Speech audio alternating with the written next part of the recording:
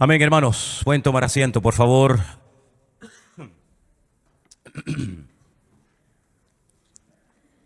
Contentos de estar aquí en casa nuevamente. Hemos venido un poquito resfriados, nada que ver con el COVID ni nada de eso. Simplemente los cambios de temperatura son muy drásticos. Estás en la iglesia con calor, luego sales a la calle, saludas a la gente, después entras otra vez y bueno, tuvimos todos los días. Saben que estuvimos en Italia en la iglesia del pastor Antonio Panocchia. Ellos celebraban 10 años de aniversario y por esto celebraron una semana de cultos especiales. Y salvo el día lunes, que tuve la oportunidad de predicar en una reunión solamente para pastores, el resto de los días estuvimos en la iglesia y bueno, entrábamos y estábamos allí con los hermanos, saludando, conocimos, fue una bendición también muy grande porque, por supuesto, estuvimos con los hermanos de la iglesia del pastor Antonio y su esposa, pero también tuvimos la oportunidad de conocer a nuestras hermanas que forman parte de nuestra iglesia virtual en Italia. Algunas de ellas se desplazaron desde muy lejos. Incluso una hermana viajó desde el sur de Italia hasta Milán, que está en el norte, un viaje de 700 kilómetros y otros 700 kilómetros de regreso.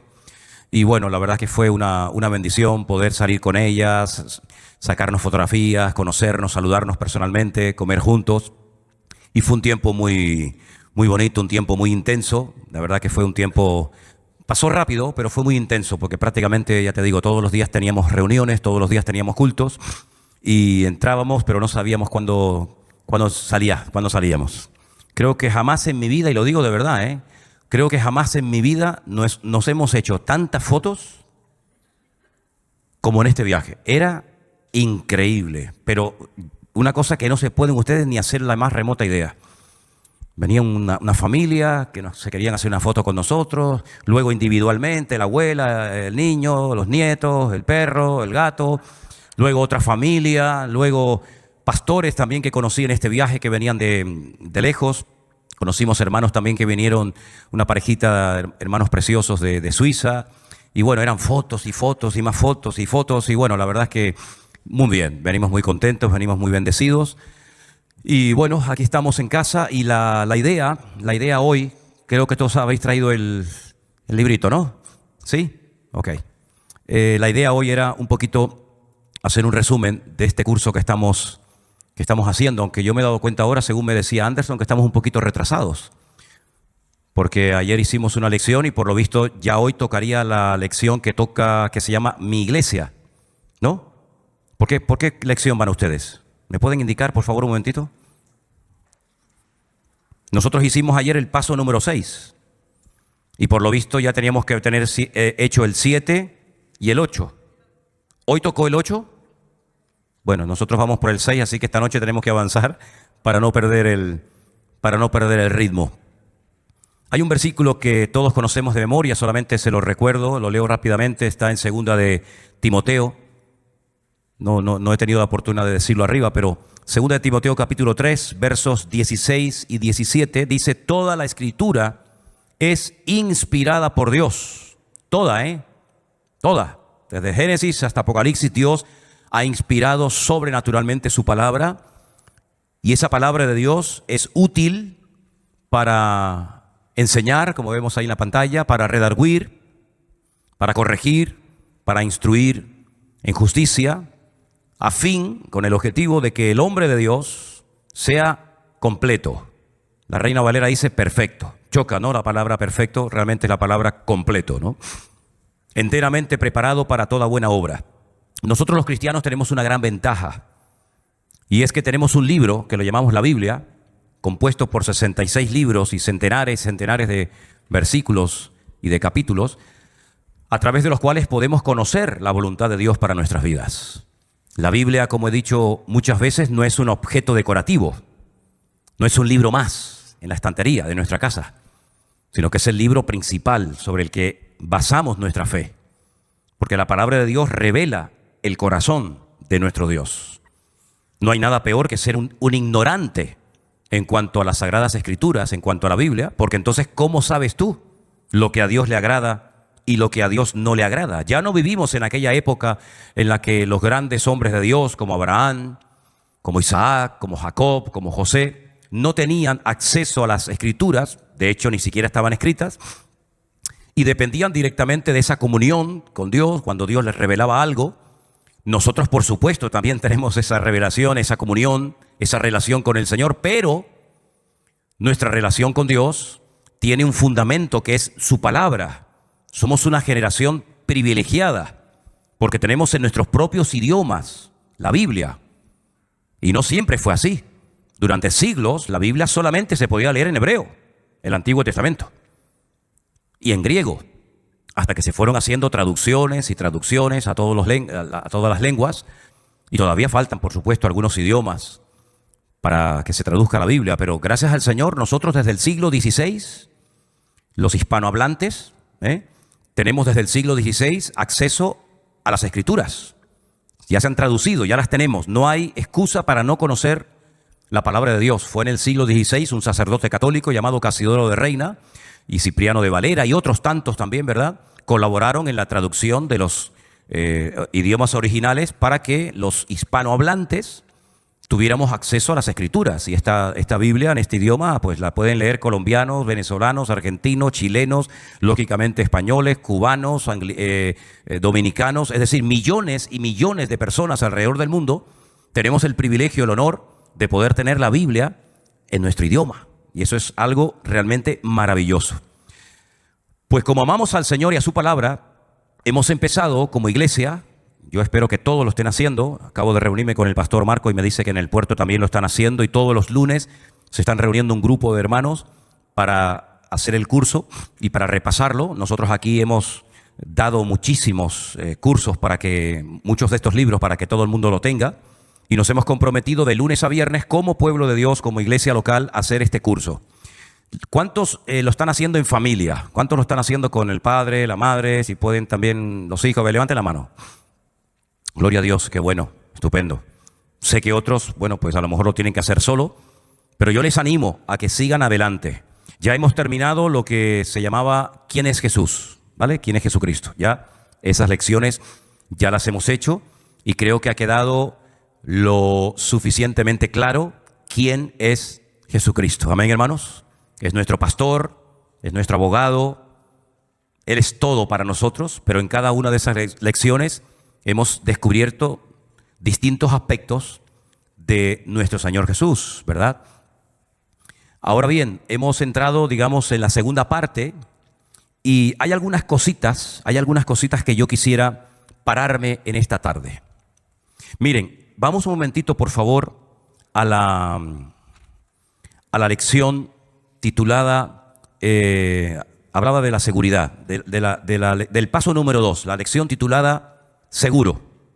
Miren, en esas 3 preguntas iniciales, yo las hago en altavoz y ustedes respóndanme también en altavoz. Ahora puedo estar seguro de que soy salvo. ¿Qué pusieron? ¿Falso o verdadero?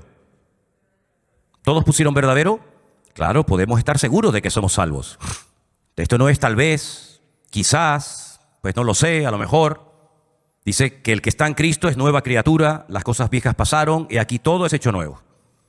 El que cree en Él tiene vida eterna y no vendrá condenación, mas ha pasado de muerte a vida. Hay una seguridad de que somos salvos, de que somos hijos de Dios. Bien, la segunda pregunta dice, ¿Dios quiere que yo peque para mostrar más su amor? Totalmente falso. ¿Sí? Yo no tengo que pecar para experimentar la misericordia y el perdón de Dios. Es más, no tengo ningún deseo, ningún anhelo de pecar. Al contrario, ahora mi objetivo es agradar a Dios, ¿sí o no? Pero la tercera pregunta, yo quisiera saber lo que ustedes contestaron. Porque estoy seguro que algunos dijeron verdadero y tal vez otros dijeron falso. Si peco y muero antes de confesarlo, sigo siendo salvo. Esto no es una pregunta, es una afirmación. Repito, si peco y muero antes de confesar ese pecado, sigo siendo salvo. ¿Qué respondieron ustedes? ¿Falso o verdadero? ¿Ven? ¿Se dan cuenta cómo unos han respondido falso y otros han respondido verdadero? Miren, dentro del mundo cristiano evangélico hay algunas doctrinas, hay algunos puntos doctrinales en los que hay diferentes opiniones, ¿vale? Si le preguntamos a cualquier cristiano evangélico acerca de Jesús, todos creemos y opinamos lo mismo, que Él murió por nosotros, que derramó su sangre en la cruz por nuestros pecados, que resucitó al tercer día, que está sentado a la diestra del Padre. En eso hay unanimidad. Si le preguntamos a cualquier cristiano evangélico, ¿usted cree que la Biblia es la palabra de Dios? Todos te van a decir, sí, claro, por supuesto, no hay duda en cuanto a eso. Pero hay algunas doctrinas, algunas cosas de la Biblia en las cuales hay diferentes opiniones. Por ejemplo, cuando nos toque estudiar la parte que habla del futuro, la parte que habla de escatología bíblica, de la segunda venida de Cristo, del arrebatamiento de la iglesia, etcétera, esa lección, ese día vamos a hacer algo especial.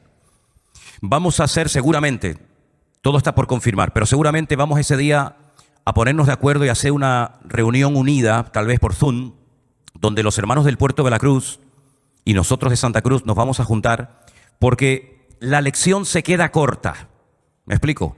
Da una postura, da unas explicaciones y no es amplia en cuanto a otras explicaciones, en cuanto a otras interpretaciones, ¿verdad? Entonces yo quisiera ese día que ustedes escuchen algo más de lo que simplemente se comenta en la lección. Pero con este tema de la salvación, permítame que leamos en esta tarde algunos versículos, ¿vale? Si han traído su Biblia o simplemente si quieren seguir la lectura, en la carta titulada la Carta de Santiago, está casi al final de la Biblia, como ustedes bien saben. En la Carta de Santiago quisiera leerles unos versículos muy interesantes. Está después de la Carta de los Hebreos. Concretamente quiero leer en el capítulo 5, Santiago capítulo 5, los versículos 19 y 20. Vamos a leerlos todos juntos en alta voz en esta tarde, por favor. Vamos. Hermanos, si alguno de entre vosotros se ha extraviado de la verdad y alguno le hace volver, sepa que el que haga volver al pecador del error de su camino, salvará de muerte un alma y cubrirá multitud de pecados. Tengo que aclarar algunos conceptos en esta tarde, algunas palabras, algunos términos. Hay algo que se conoce como la predestinación. Hay sectores del mundo evangélico que son fanáticos de este tema de la predestinación. ¿En qué consiste la predestinación? Esto viene de la época de Juan Calvino. Si quieren ustedes meterse un día en internet y leen y estudian la vida de Juan Calvino, pues no les vendría nada mal, al contrario. La predestinación, los ultra de la predestinación dicen que Dios predestinó a un grupo de personas, no a todas, a un grupo de personas para que se salvaran. Y las personas que no fueron predestinadas o escogidas o seleccionadas por el Señor para que se salvaran, no se van a salvar porque Dios no las escogió para que pudieran salvarse. ¿Queda claro el concepto?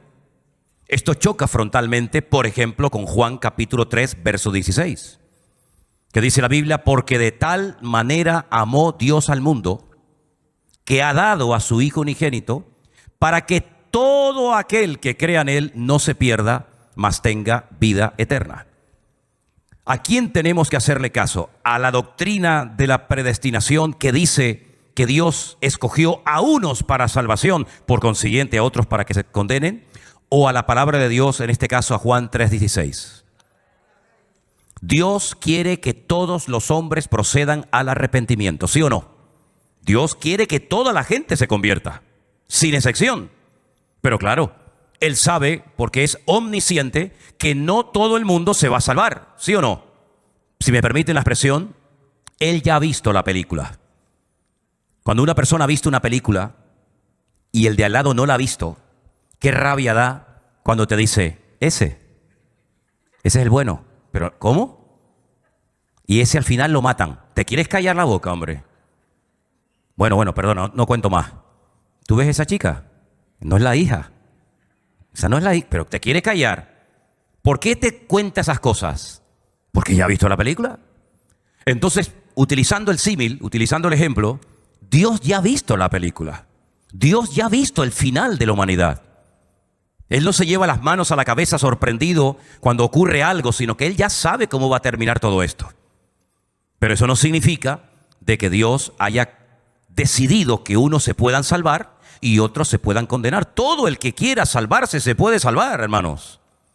Cristo murió por toda la raza humana, blancos, negros, ricos, pobres, mujeres, todos tienen la posibilidad de salvarse. Pero unos quieren salvarse y otros no quieren obedecer a Dios. Porque Dios respeta el libre albedrío, la individualidad de la gente. Y Dios no viola, Dios no quebranta la voluntad de una persona. ¿Cuántas personas hay que le dices, pero ¿por qué no lee la Biblia? ¿Por qué no ora y habla con el Señor? Y te dicen, no, es que no quiero. Y bueno, pues si no quiere, déjelo. Nosotros no somos gente que presiona y obliga a la gente. No. Mire, respete a la gente. Si le ha dicho no, es no. ¿Qué puedo hacer? Ore por ella. Ore por él. Que el Señor le toque un día su corazón. Pero Dios no se mete donde no lo llaman. Dios toca, ¿verdad? Dios es un caballero. Entonces, con este tema de la salvación, todo el que se quiera salvar, se puede salvar. Cuando la Biblia dice que nadie las arrebatará de su mano, y es un versículo que aparece en la lección, ¿verdad? Me parece que está en la... Si alguien me lo puede encontrar un momentito, hay un versículo que dice que nadie nos arrebatará de la mano del Señor. Juan 10, 27 y 28, donde Jesús dice, nadie las arrebatará de mi mano, ¿sí? Eso significa de que Él nunca nos va a soltar. Nunca nos va a soltar. Pero una pregunta, ¿entonces el hombre no se puede soltar de Dios aunque quiera?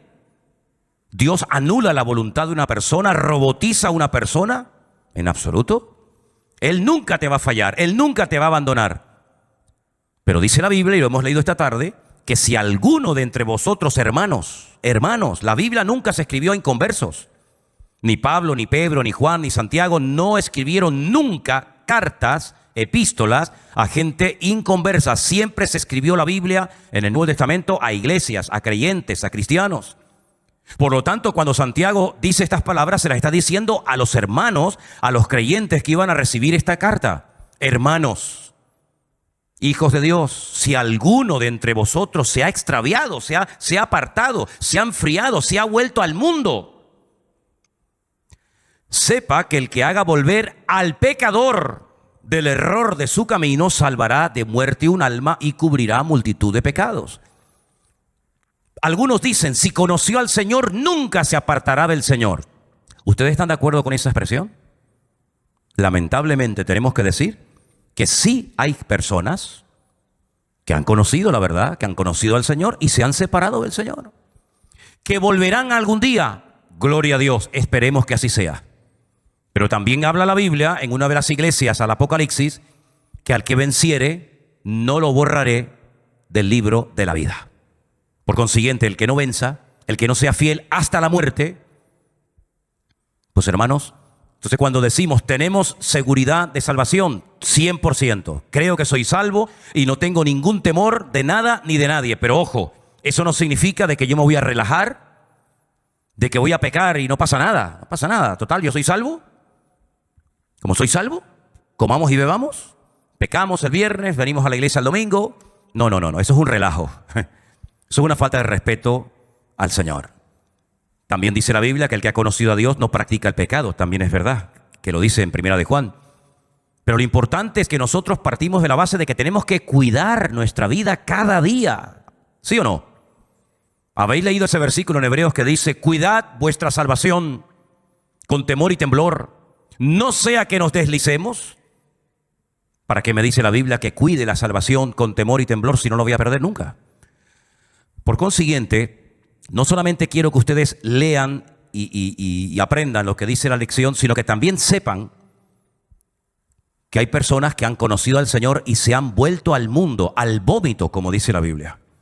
Por lo tanto, la salvación, tenemos seguridad de ella, pero nosotros creemos que en un momento determinado, si una persona baja la guardia, se enfría, se aparta, se va al mundo, peca, tiene que arrepentirse para que Dios le perdone sus pecados, sea restaurado y vuelva otra vez a andar en el camino correcto. Porque ¿no habla la Biblia de que los últimos tiempos serán tiempos de apostasía? ¿Sí o no? Dice que antes de que venga el Señor, vendría la apostasía y se manifestaría el hombre de pecado o el hijo de perdición. Luego la apostasía son cristianos que ya no quieren ser cristianos. Dios no obliga a una persona a que usted lea la Biblia, que usted se congregue, que usted venga. Eso forma parte de su libertad, de su disciplina diaria. Por lo tanto, nosotros decimos, cuiden su salvación, cuiden sus relaciones, cuiden su comunión con el Señor, no bajen la guardia. El que piense estar firme, mire que no caiga. Y tantos y tantos y tantos versículos que la Biblia nos menciona para que tengamos cuidado con el tema de nuestra salvación, que dicho sea de paso, es lo más hermoso y el tesoro más grande que jamás podemos tener. Que nadie pisotee ni menosprecie la sangre de Jesucristo, creyéndose que como ya soy convertido y ya me sé 4 versículos de la Biblia, ya puedo vivir a mi manera, haciendo lo que me da la gana, y aunque no me arrepienta no pasa nada, porque como soy salvo, me voy a la presencia del Señor. No estamos de acuerdo con esa postura. Creemos que tenemos que ser fieles no una temporada.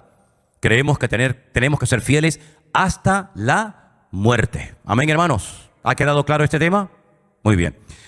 Si vamos un poquito más adelante, vemos, por ejemplo, en una de las lecciones, por ejemplo, la número 3, donde habla acerca de vivir en victoria, vivir victoriosamente. Vemos que para vivir en victoria, uno tiene que estar conectado constantemente con el Señor. Por ejemplo, dice, si somos tentados, pecaremos inevitablemente porque somos débiles. ¿Qué respondieron ustedes ahí? Me interesa saber vuestra respuesta. Oiga, si usted es tentado, ¿se puede hacer algo para no caer en tentación? Pregunto yo. Porque claro, si a usted le viene la tentación y no se puede hacer nada para evitar, ¿cómo encima el Señor después se va a enojar conmigo si Él sabe que no puedo vencer la tentación? ¿Se pueden vencer, sí o no, las tentaciones? Claro. Ahora, seamos claros. Hay tentaciones que te vienen así, pum, de repente. No te la esperabas. Pero hay otras tentaciones que si te metes en ambientes no buenos y frecuentas lugares que no son correctos y te juntas con compañías que no te van a edificar, lo más normal es que ellos o ellas te suelan llevar a su terreno. Y luego no te quejes, te has metido a las 4 de la mañana en una discoteca donde todo el mundo está borracho, fumando porros, etcétera, etcétera, y ahora te quejas de que, ay, hermano, caí. Hombre, ¿qué hacías tú a las 4 de la mañana en ese lugar? Oiga, ¿se puede evitar ir ahí? Claro que se puede evitar, pero te metiste con el fuego y el que juega con fuego se quema. Claro que se puede evitar la tentación. Incluso el Padre Nuestro nos dice en una parte algo sobre la tentación. ¿Quién lo recuerda? Líbranos del mal, ¿verdad? Y la tentación. Si pecamos y lo confesamos a Dios, Él nos perdonará, ¿sí o no? Amén. Pero quiero agregar que cuando pedimos perdón al Señor por un pecado y nos arrepentimos, es, creo, con la intención de que no volvamos otra vez a caer en lo mismo. Porque si no, esto es como un relajo, ¿no? Ahora peco, ahora me levanto, ahora peco. El hijo pródigo se fue, pero volvió y no se fue más. El Señor perdonó a la adúltera y le dijo, bueno, yo te perdono, pero ya está, no vuelva. Ah, bueno, como me perdonaste voy otra vez a... No, vete y no peques más. Si la vida cristiana tiene que haber una disciplina, tiene que haber un orden, ¿vale? Y la tercera pregunta, ¿tenemos enemigos espirituales que nos tientan? Sí, es verdad. La Biblia dice que tenemos lucha no contra sangre y carne, sino contra principados, contra potestades, pero no somos víctimas. El Señor nos da de su gracia, de su poder, de su presencia en nosotros para que podamos vivir en victoria todos los días de nuestra vida. Amén, hermanos. Ahora, antes de seguir adelante, Anderson tiene un micrófono en la mano por si acaso, porque como estamos saliendo al aire, queremos que las personas que están en casa puedan oír todo lo que en esta tarde estamos comentando aquí. De todas las lecciones que ustedes han hecho, ¿hay alguna duda, alguna pregunta, algo que no ha quedado para usted lo suficientemente claro y quisieran esta tarde aprovechar que estamos repasando y haciendo este curso entre todos para hacer su pregunta? Si es así, levanta la mano, nos acercamos a usted con el micrófono, haga su pregunta ahí al micrófono para que la gente que está en casa pueda oírla y así que usted aproveche la oportunidad. ¿Hay alguien que tenga alguna pregunta sobre las lecciones que estamos haciendo? Creo que están lo suficientemente claras, que son muy bonitas. Yo, de hecho, ayer disfruté mucho con la de la Biblia, ¿verdad? Pero a lo mejor usted quiere preguntar algo. ¿Alguien que quiere levantar la mano y preguntar algo sobre alguna lección? Si no, seguimos adelante. Hermana, vamos a acercarle el micrófono aquí a nuestra hermana Ángeles y que haga su pregunta, por favor. Dígala, hermana. Adelante. Yo no sé ahora dónde lo leí, pastor, decía la resurrección de Jesucristo, que fue el primer hombre que resucitó. Ajá, sí. Entonces, claro, yo tengo la duda si los anteriores hombres, Moisés, Abraham, todo eso, resucitaron también o no. O sea, no lo entiendo muy bien. ¿A quién has mencionado que no te oí bien? A Moisés, Abraham. Ok. Si pueden buscar los hermanos que están por ahí esa lección que la hermana comenta. Mira, vamos a ver. Los hombres de la Biblia, como Moisés, Abraham, David, Salomón, no han resucitado. Aún no se ha producido la resurrección de los muertos. Ya nosotros, cuando estábamos en el catolicismo, en el credo, ¿os acordáis del credo? Yo me acuerdo del credo de memoria, vamos. Creo en Dios Padre, Dios Todopoderoso, creador del cielo y de la tierra, creo en su Hijo. Bueno, pues ya en el credo se hablaba acerca de la resurrección de los muertos, y la resurrección de los muertos aún no se ha producido. Ahora bien, hay personas que volvieron a la vida. Por ejemplo, bajo el ministerio de Elías, una persona volvió a la vida. También bajo el ministerio del profeta Eliseo, también un niño resucitó. En el Nuevo Testamento tenemos el caso tal vez más famoso, aunque hay otros, de Lázaro, ¿verdad? Tenemos el caso de aquella niña que el Señor le dijo, Talita Cumi, que su padre era el principal de la sinagoga. Tenemos también el caso de Dorcas, una chica que resucitó el apóstol Pedro. Tenemos el caso de un chico que, si no recuerdo mal, se llamaba Eutico, aquel que se cayó por la ventana y Pablo se acercó y oró por él, ¿se acuerdan? Tenemos el caso de aquella chica que el Señor... Bueno, ya lo mencioné, sí. Entonces, esas personas que resucitaron, ¿volvieron a morir? ¿Sí o no? ¿Volvieron a morir? Pero en sí, lo que es la resurrección, el levantarse de la tumba y no volver a morir, sino recibir ese cuerpo glorificado y transformado, que ahora vamos a leer en 1 Corintios 15, si pueden ir buscando ese capítulo arriba, por favor, fue el Señor Jesucristo. Porque cuando vemos al Señor Jesucristo antes de su muerte, Cristo no podía estar predicando en el templo de Jerusalén y al mismo tiempo en Samaria. El Señor no podía estar navegando en el mar de Galilea y al mismo tiempo paseando por las calles de Jerusalén. Pero cuando el Señor resucitó de los muertos, se produjo lo que en griego se conoce como la metamorfosis.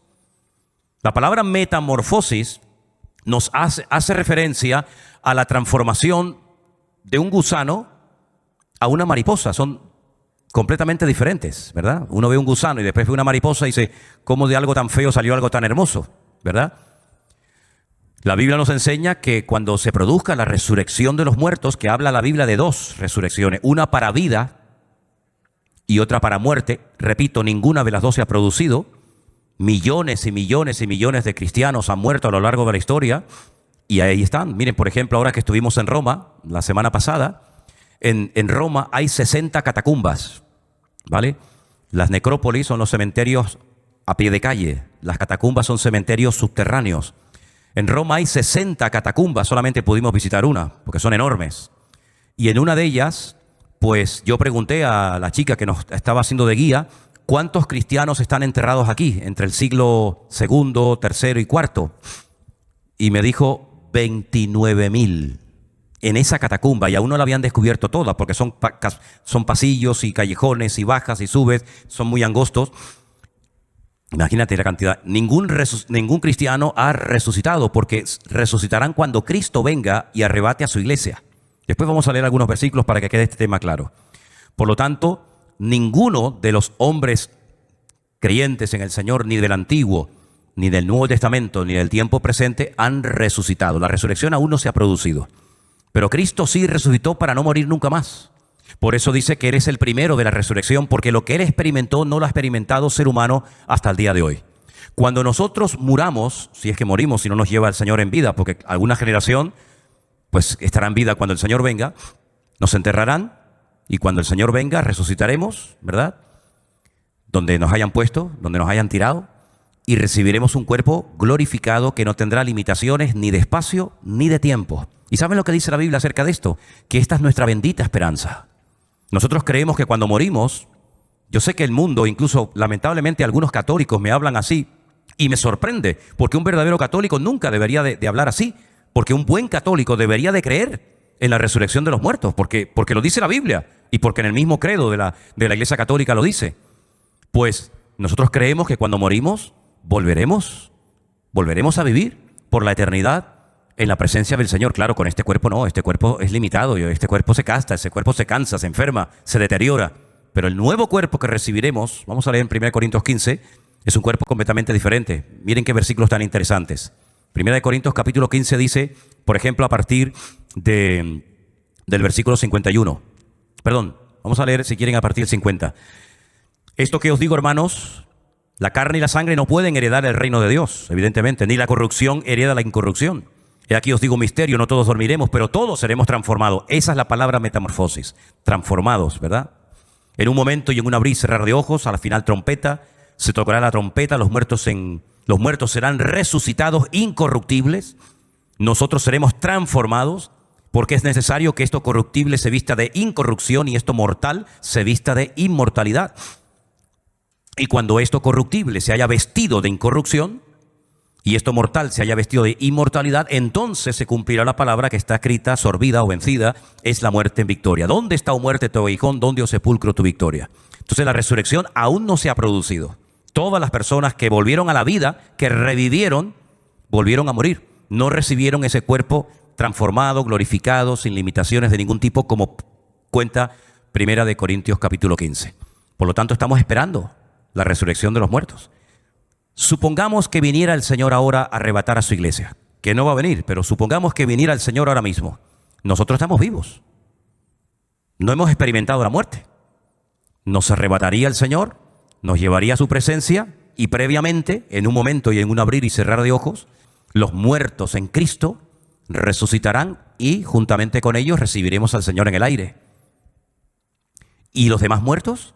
Los incrédulos, los paganos, los que no creen en el Señor, los que le han rechazado, al final del milenio, primero viene la gran tribulación, después viene el milenio, al final del milenio resucitarán el resto de los seres humanos y tendrán que presentarse delante del gran trono blanco, recuerden estos datos, para ser juzgados, y sus nombres lógicamente no aparecerán en el libro de la vida. Se producirá un juicio y entonces quedará bien claro que ellos no se salvaron porque no se quisieron salvar, y ahí viene lo que llama la Biblia la condenación eterna, cosa en la cual también todos los católicos han creído. Aunque los católicos, como bien saben ustedes, han añadido 2 lugares más como destino eterno de las personas, que es el cielo, el infierno, el purgatorio y el limbo. Pero ya el limbo en la doctrina de la Santa Iglesia Católica lo han quitado porque el Papa Ratzinger dijo que no era bíblico, lo quitó y ahora tienen purgatorio, cielo e infierno. Pero la Biblia habla solamente de 2 lugares donde pasaremos la eternidad, o en la presencia del Señor o excluidos eternamente de la presencia del Señor. No hay un punto intermedio, ¿vale?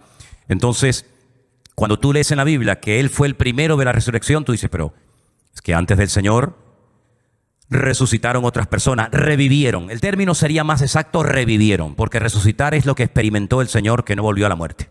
No sé si Ángeles ha quedado lo suficientemente claro. ¿Sí o no? Ayúdenle con el micrófono, por favor, los que están por ahí. Hay que encenderlo, sí. Es que yo creo que estaba yo confundida porque yo pensaba que la persona cuando moría ya iba directamente a la presencia de Dios y eso ya era resucitar. pero no con cuerpos glorificados. Si nosotros muriéramos hoy, yo voy directamente a la presencia del Señor. Bueno, yo y todos los cristianos, a veces me entienden, ¿no? Cualquier creyente que muera hoy, automáticamente, hoy estarás conmigo en el paraíso. Más claro agua, ¿no? ¿A quién se lo dijo? Al ladrón en la cruz. Hoy. No, bueno, algún día, no. Hoy estarás conmigo en el paraíso. Pero ese día el cuerpo de ese señor, de ese ladrón, lo enterraron. Y su alma, su espíritu fue a la presencia del Señor. Porque no nos olvidemos que la Biblia dice que somos espíritu, alma y cuerpo. ¿El cuerpo qué es? El estuche, la funda. Eso va al polvo y ahí se pudre y ahí se quedó. Vayan después de unos años a la tumba de esa persona y ahí no queda nada, ¿verdad? Pero el alma, el espíritu de la persona, es eterno. El alma es la vida, el espíritu es lo que nos conecta con el Señor. Y eso es eterno. Pero ese espíritu está en la presencia del Señor, pero cuando se produzca la resurrección, recibiremos un cuerpo nuevo, ¿vale? Miren, por ejemplo, el caso de cuando el Señor Jesucristo está en el monte de la transfiguración. ¿Quién se apareció allí? Moisés y Elías, y los pudieron ver, ¿verdad? Pero lo que es en sí la resurrección todavía no se ha producido. Todavía falta. Cada vez menos. Hoy falta un día menos. Pero creemos en eso, por supuesto, claro que sí. Y por eso cuando un hermano nuestro en la fe muere, si tu padre, tu hijo, quien sea, murió en el Señor, tenemos la fe de que volveremos a ver. Por supuesto, nuestra relación no será una relación familiar en la eternidad, pero volveremos a ver a nuestros hermanos en Cristo. Decía Pablo, para mí el vivir es Cristo y el morir es ganancia. Así que sea que vivamos o muramos, somos del Señor. Amén, hermanos. ¿Más preguntas? Pasemos el micrófono un segundito, por favor, aquí delante, para que los que están... Un momentito. Para que los que están en casa puedan oír la pregunta, si no, no se enteran. Es una cosa que yo he estado pensando cada vez que lo leo. ¿Cómo es que el Señor, cuando resucitó, no dejaba que se acercaran a Él hasta que no pasara el tiempo? Bueno, Eso no... solamente hay un caso. Solamente hay un caso donde dijo, no me toques. Pero después le dijo a los discípulos, tocad mis manos y mis pies. Le dijo a María Magdalena, no me toques porque aún no he subido a mi Padre. Es decir, el Señor Jesucristo resucitó muy temprano a la mañana, muy temprano. Curiosamente, allí ya había una mujer que lo amaba, que fue al sepulcro y se lo encontró. Y aún no había subido a la presencia de su Padre para decirle, Padre, he hecho todo lo que me pediste que hiciera. Mira mis manos, mira mis pies, mira mi costado, he muerto, tu ira ha quedado satisfecha, ya he hecho la obra. Y aún no había subido. Entonces, María Magdalena, en un gesto seguramente, no sé, de cariño, de amor, de lo que sea, tal vez lo fue a abrazar y el Señor dijo, no me toques porque todavía tengo que presentarme ante la presencia del Padre. Pero recuerdan ustedes que un día, cuando el Señor Jesucristo se presentó a sus discípulos, en una de esas apariciones, Tomás no estaba. No sé dónde estaría. Y cuando le dicen, el Señor, el Maestro ha estado con nosotros, dice, si yo no veo, si yo no toco, yo no creo. Y en la siguiente aparición del Señor, el Señor le dice, Tomás, ven, mete la mano aquí, mete la mano en el costado. Y dijo, ¿tenéis algo de comer? Luego ya fueron las otras apariciones completamente diferentes. Pero la única vez que dijo, no me toques, fue a María Magdalena porque recién acababa de resucitar. Las demás veces, durante 40 días, que estuvo después de resucitado, 40 días antes de ascender a los cielos, estuvo con sus discípulos con toda naturalidad, con ellos, y comió, y hablaron, y se abrazaron. Sí, pero claro, porque solamente leíste ese pasaje, pero hay que leer, leyendo todos, eso es, ¿vale? Muy bien. ¿Alguna pregunta más que queréis hacer sobre las lecciones que hemos estado dando? Creo que hoy tocaba la de la iglesia, ¿sí o no? Yo esa lección no la he hecho, la tenía pensado hacerla esta noche, por lo tanto no puedo decir nada sobre esa lección porque no la he hecho, pero, hermano Jair, ¿tenía usted una pregunta? Ah, la hermana, perdón, disculpe, no la había visto, que con los focos no la veía, dígame. Aquí en el paso 1, nosotros no respondimos donde dice falso o verdadero. Vamos allá. Paso 1. Sí, señor. Para ser salvo solo necesito creer que Dios existe. Es en esta, mire, si me esfuerzo lo suficiente, ¿puedo obtener la vida eterna? O sea, mi pregunta es, yo entiendo que para obtener la vida eterna he aceptado a nuestro Señor Jesucristo y debo hacer su voluntad, caminar en su voluntad, pero al decir aquí me esfuerzo lo suficiente... Perdón, hermana, ¿dónde está usted? ¿En la página 6? Sí, en la página 6, sí, señor. En la página 6, arriba. Donde está falso o verdadero. Para ser salvo solo necesito creer que Dios existe. Falso. Es decir, no solamente es necesario creer que Dios existe. Una pregunta, antes de responderle a usted, hermana. Si para salvarme solamente hace falta creer en Dios, mi pregunta es, entonces, ¿para qué tuvo que morir Cristo en la cruz si yo ya creía en Él? Una pregunta, ¿Satanás, el diablo, es ateo o cree en Dios? Entonces, creer no es suficiente. Si no, es que yo creo en Dios. Sí, la Biblia dice, y los demonios también creen y tiemblan. Creer es importante, pero no es suficiente. Eso es falso. La segunda pregunta que yo veo aquí dice, ¿el pecado causa una separación entre Dios y el hombre? Verdadero. Y la tercera que yo veo aquí dice, soy salvo por asistir a la iglesia y hacer cosas buenas. Falso. Pero ¿cuál es la pregunta? ¿Dónde está? Ah, ok, en el autor de la vida. Usted habla del primer curso. Bien. Donde dice falso o verdadero. Donde dice, si me esfuerzo lo suficiente, puedo obtener la vida eterna. ¿Usted qué contestó? No contesté nada, le soy sincera. De verdad, por eso le estoy ¿Alguien contestó algo a esa pregunta? Voy a leerla. Si me esfuerzo lo suficiente, ¿puedo obtener la vida eterna? ¿Verdadero? Pues entonces Cristo no sé para qué vino. Si yo me puedo forzar y gano la salvación, ¿para qué vino Cristo? Hermanos, miren, una cosa, no confundamos, miren. Una cosa es cuando yo conozco al Señor y me tengo que esforzar para crecer, para madurar, para agradar al Señor, eso es una cosa. Y otra cosa es que yo, haciendo un esfuerzo, no sé a qué esfuerzo se refiere, haciendo un esfuerzo me salvo. Oiga, pues si usted haciendo un esfuerzo por sí misma se salva, el Señor Jesucristo no sepa que tuvo que venir a morir en una cruz. El hombre no se puede salvar a sí mismo. A ver cuándo nos entra eso en la cabeza a los seres humanos. El hombre no puede salvarse a sí mismo. Si el hombre se salvara con sus religiones, mire, ¿cuántas religiones hay en el mundo? Dicen que como 3.800. Si el hombre se pudiera salvar a sí mismo, pues bueno, pues ya está, que cada uno haga lo que le dé la gana. Unos dicen una cosa, otros dicen otra, unos dicen de rodillas, otros dicen de pie, unos dicen que en la cruz, otros dicen no sé qué. Es que el hombre no se puede salvar a sí mismo. No se puede salvar a sí mismo. El Señor Jesucristo es el único camino que nos lleva a Dios. No hay otro nombre bajo el cielo dado a los hombres a través del cual podamos ser salvos. Ahora, cuando usted ya conoció a Cristo, no solamente creyó, cuando usted ya conoce al Señor y usted quiere seguir al Señor, claro, eso no lo puede hacer un niño pequeñito, ¿no? Eso lo tiene que hacer una persona adulta que pueda pensar y razonar. Entonces, claro que tenemos que esforzarnos. Esfuérzate, sé muy valiente, dice la Biblia, ¿verdad? Pero esforzarme yo para obtener la salvación. ¿Qué puedo yo hacer para ganar mi salvación? ¿Dejarme crucificar? ¿Dejarme dar 200 latigazos en la espalda, caminar 200 kilómetros de rodilla, encender 300 millones de velas? El hombre no puede. Esa es, mira, el cristianismo. ¿Me das un poquito de monitor o que no me oigo nada aquí dentro? Mire, el cristianismo es un golpe bajo al orgullo del hombre. Porque el hombre siempre tiene la esperanza de decir, bueno, yo puedo, yo y yo. Y el cristianismo es, separados de mí, nada podéis hacer. Usted no puede salvarse. Usted no puede salvarse a sí mismo. Necesitamos de un Salvador. Y ese Salvador es Cristo. De hecho, la palabra Yeshua o Jesús significa eso mismo. Salvador. Jesús vino al mundo a salvar lo que se había perdido, porque todos nosotros nos descarriamos como ovejas. Por lo tanto, la respuesta es falso. Si yo me esfuerzo lo suficiente, puedo obtener la vida eterna. Aunque te esfuerces todo lo que quieras, no la vas a obtener, porque la salvación no la consigo yo por mis méritos, sino por los méritos de Cristo. Es la obra de Cristo la que me salva y no mis esfuerzos personales.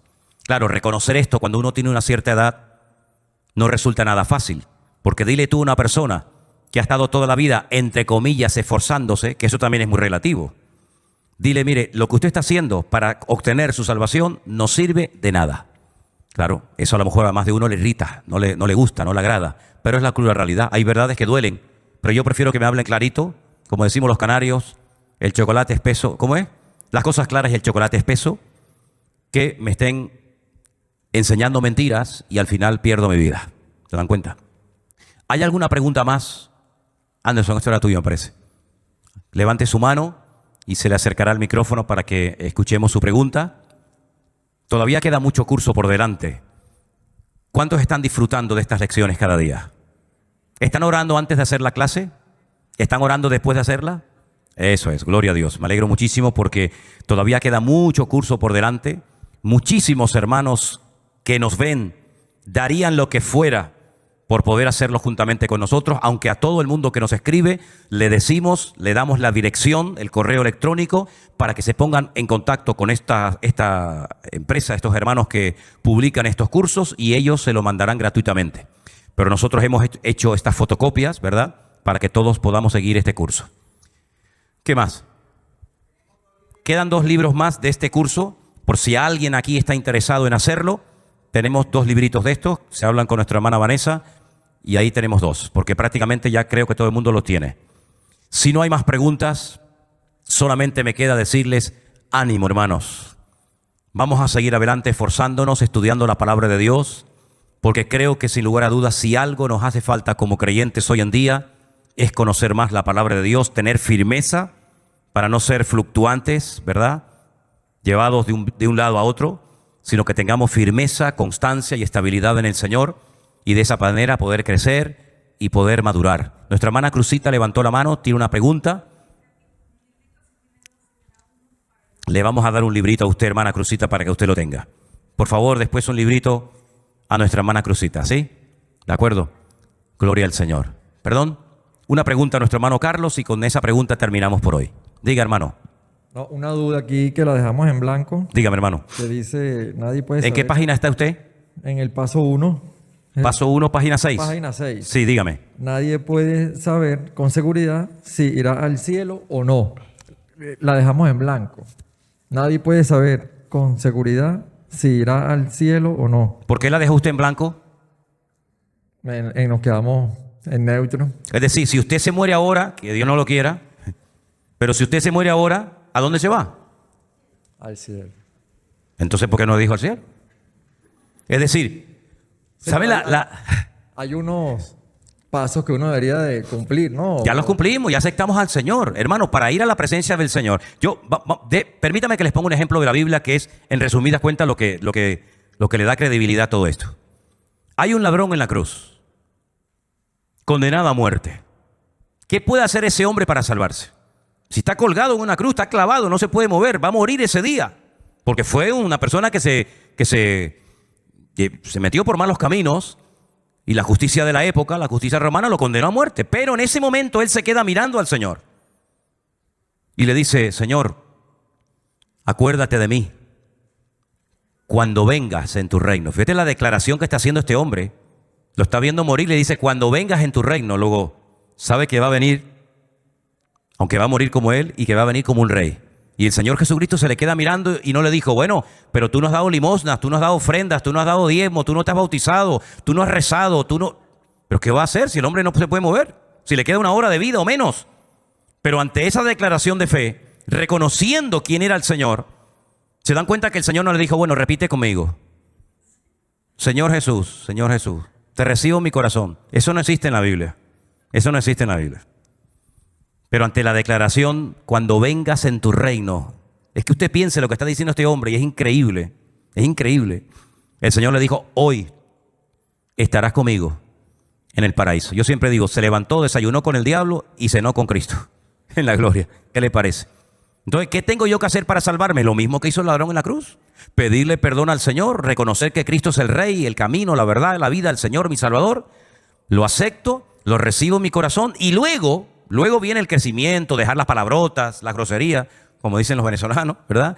Dejar la mala vida, ser un testimonio a mi esposa, a mis hijos, ser un buen padre, una buena madre, hacer la voluntad del Señor. Pero para eso tenemos toda la vida. Eso es paso a paso, ¿no? Pero la salvación es instantánea. O soy o no soy. Si yo me muero ahora, yo sé que yo voy a la presencia del Señor, pero eso no es orgullo, porque es que no me baso en mis propias justicias. Yo no merezco nada. Yo soy un pecador. Pero es que Cristo vino a buscar a los pecadores.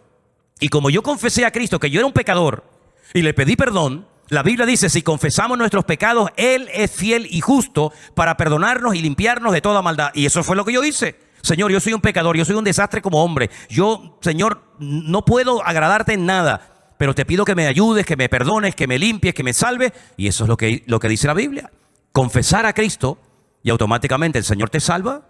Y si yo muero en ese momento, yo voy directamente a la presencia del Señor por los méritos y por la obra de Cristo. Por lo tanto, claro que podemos saber si morimos hoy a dónde vamos. Pero qué terrible cuando una persona pudo haber aceptado al Señor y no lo hizo. Porque aunque suene duro, aunque suene tremendamente fuerte, la realidad es que existe un infierno. Esa es la realidad. Y yo no puedo decir: bueno, no voy a hablar del infierno para que la gente no se enfade y se vayan de la iglesia. Es que yo no soy así. Yo tengo que ser no un diplomático.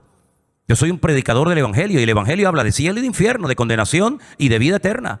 Y si usted acepta a Cristo, que no significa dejar de ser católico, de ser evangélico, dejar de ser... No, aceptar a Cristo. Cristo no era evangélico, Cristo no era católico, Cristo era el Señor y el Salvador del mundo. Si usted acepta a Cristo, venga a esta iglesia o vaya a otra, eso es lo de menos. Si usted acepta al Señor, usted es salvo. Y su nombre, Dios lo pone en el libro de la vida. Y cuando usted muere, como usted confesó en esta vida y no le avergonzó hacerlo a Cristo, el Señor dice: yo te confesaré en la otra vida delante de mi Padre. Pero si a usted le da vergüenza confesarme delante de los hombres y decir: sí, yo soy de Cristo, a ver qué pasa, pues yo me avergonzaré de ti delante de mi Padre en la otra vida. Por lo tanto, si morimos, vamos directamente a la presencia del Señor. Luego ya se producirá la resurrección, pero de momento vamos a la presencia del Señor. ¿Cómo es estar en la presencia del Señor? No lo sé, porque aún no me he muerto. No lo sé cómo será. Si estamos por ahí volando, flotando, así, no lo sé, porque todavía no he experimentado eso. Pero lo que sí sé, como decía Pablo, que el morir es ganancia. Y es mucho mejor estar en la presencia del Señor que en esta vida sufriendo y padeciendo problemas, fatigas y calamidades. Y esa es la bendita esperanza nuestra. Así que puedes responder lo que te acabo de decir. Si lo crees, si no, no pongan nada. ¿Ok? Bendiciones, hermano. Nos ponemos todos de pie en esta noche. Gloria a Dios. Está nuestra hermana Araceli entre nosotros, ¿verdad? Ahí está. Bueno, queremos decirte que estamos contigo, orando, apoyándote. Nuestra hermana Araceli ha perdido recientemente a su mamá, ¿verdad? Y bueno, que el Señor te dé fortaleza y ánimo en este tiempo, ¿verdad? Como también hace poquito tuve la oportunidad con Elena de estar con tu papá. Así que yo creo que los dos aceptaron al Señor. Bueno, pues mira, como anillo al dedo nos viene esto. Tu papá y tu mamá están ahora, según la Biblia, mejor que todos los que estamos aquí esta noche. Porque cuando salgamos por esa puerta, que si el trabajo, que si los hijos, que si las deudas, que si me duele aquí, que si la artrosis, que si la artritis, que si, ay, Dios mío, ya no puedo levantarme por la mañana, me tengo que estirar y no puedo. Ellos están ahora gozando en la presencia del Señor. Y al fin y al cabo, estamos en esta vida de paso. De paso. Esa es nuestra meta final y con la ayuda del Señor lograremos alcanzarla. Amén, hermanos. Levanta tu mano y dile gracias, Señor, por la salvación tan grande que me has dado en Cristo Jesús, mi Señor. Gracias porque soy salvo, Señor. Tengo seguridad de salvación. Tú eres mi Señor, tú eres mi Salvador. Tú has cambiado mi vida, tú has perdonado todos mis pecados. Y ahora, Señor, yo quiero pedirte que me des fuerza y que me agarres fuertemente de la mano para ser fiel hasta la muerte y no apartarme nunca de tus caminos y no formar parte de aquellos que se enfrían, sino de los que van de gloria en gloria y de victoria en victoria y de bendición en bendición hasta llegar a la meta que eres tú, Señor. Gracias por estos estudios que estamos realizando. Gracias por tu palabra, por tu presencia en nuestra vida. Pedimos, Señor, que bendigas nuestras vidas y a todos nuestros hermanos sobre la faz de la tierra. Que tú guardes y bendigas a tu amada iglesia en el bendito nombre de Jesús. Amén y amén. Fuerte ese aplauso a nuestro Dios. Gloria a Dios. Dios les bendiga, mis hermanos.